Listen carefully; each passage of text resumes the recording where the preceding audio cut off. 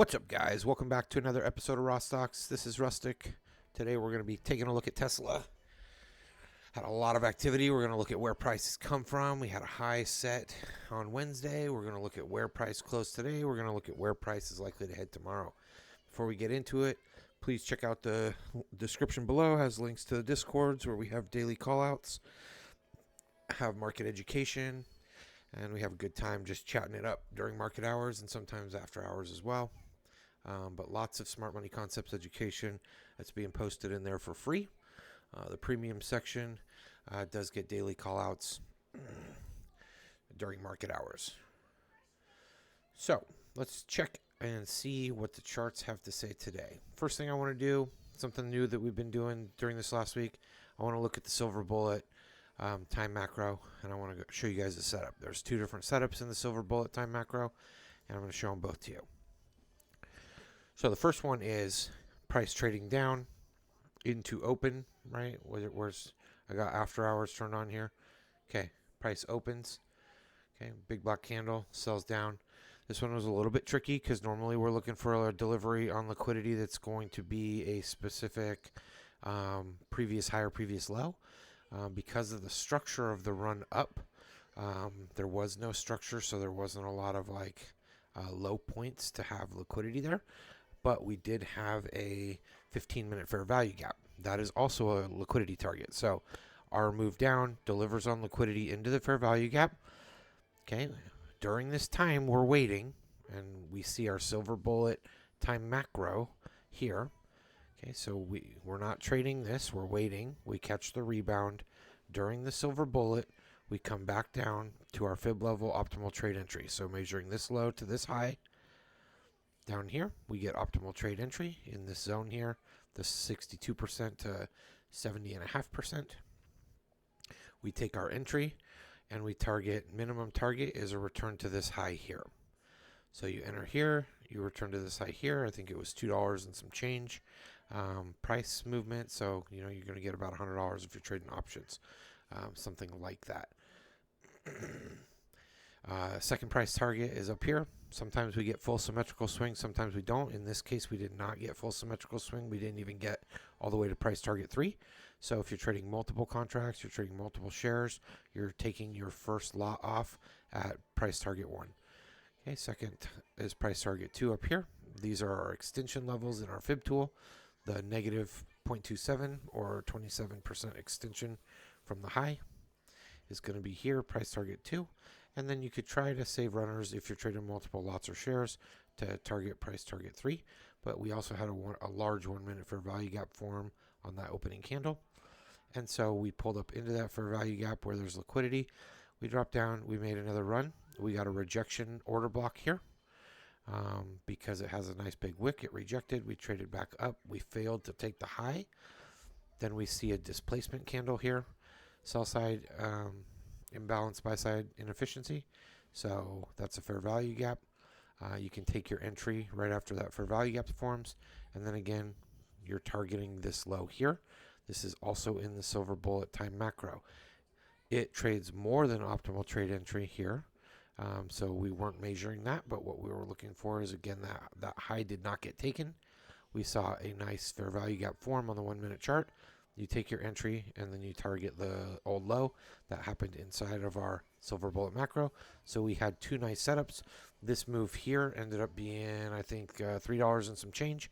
And so, again, could have made about $100 on this move, maybe more, another $100, $200 on this move as well. So that's our silver bullet macro for today.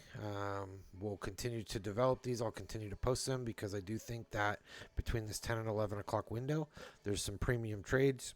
Sometimes it's in one direction and it's a big trade. Sometimes we get two trades as we see a reversal. But that's really a great hour to trade. There's a lot of volatility. There's a lot of market participation. And so if we can learn to get good at just trading the silver bullet macro, then you don't need to sit in front of the charts all day trading. If you can get your $200 a day or more just within that hour, that's great. So now we're going to adjust. We're going to go to some of the higher time frame charts and see what's cooking. So today we had a big sell-off. This doesn't show the after hours selling, but we had more selling with the Cybertruck event. And so what we're seeing is potential beginning of maybe a larger distribution move. But if you look at Monday, here's Monday, right? Tuesday into Wednesday, we see a high set. We see our manipulation. Then we start to catch some distribution. Potentially, we're going to see this little box here is the weak open gap, and potentially we're going to see us trade down through that, and then we start taking some of the sell side liquidity. We have previous wick lows. We have previous week low here. We also have some additional sell side targets being this low here, which is also in line with this break of structure here. And so wouldn't be out of the question to see us come down here, potentially take that. I don't think we're going to get there tomorrow, but we could. Right now we're trading right down here. So it wouldn't be that far for us to just dump down, see if we take that. Might set an equal low if we did that, see a pop, and then maybe come back down and take it out if we want to head lower. You can see that trend line right here. I called it out on the video yesterday. I said this very well could be a false breakout. Maybe it was 2 days ago. We were looking for it was in after hours trading, Tuesday into Wednesday. We started to trade up above this trend line, so it could be a false breakout. Looks like we did break out and then sold off, so it ended up being a false breakout. Now we need to see, we didn't close below this breakdown candle or this breakout candle low, but we did hit it with a wick. So we'll see if we end up trading all the way down or if we're just running a test on it. If we close candles below this, then we're definitely looking for 226 and then potentially further down. You can also see we have an internal order block up here, something we're just watching. Obviously we didn't get there. It was a fail to deliver on this order block. So naturally we do see a correction, and then we'll pop back up, and we will deliver into this order block and probably all the way up into this liquidity high in the buy side liquidity. So if we drop down into the 1 hour time frame, see a little bit better what was going on. A clear indication on the 1 hour that this was a reversal is that you had a bearish engulfing candle here. Right, so we just kind of ripped up. Again, you can see there's really no structure here. It was just straight manipulation. Blew up, trapped a bunch of bulls. Bam, 1 hour candle. And I think we had another one similar over here. It wasn't an engulfing candle, but it was a massive bearish candle near the top of RSI. You can see here RSI topping. Right, same thing over here. We got RSI topping. Then we get a bullish engulfing 1 hour candle. We get an initial sell-off. We get a pop back to near equilibrium. Wasn't quite to equilibrium, but pretty close. We set a swing order block on a 1 hour, and we just progressively sold off from there. Came back down into this order block here, which is also an internal order block, and we have not reached discount, but we also came into the swing. We also came into the swing order block as well, and then caught a little bit of rebound. So we'll see if we pop back up again. We could run all the way into this order block tomorrow, and then see further sell off from there. Not off the table.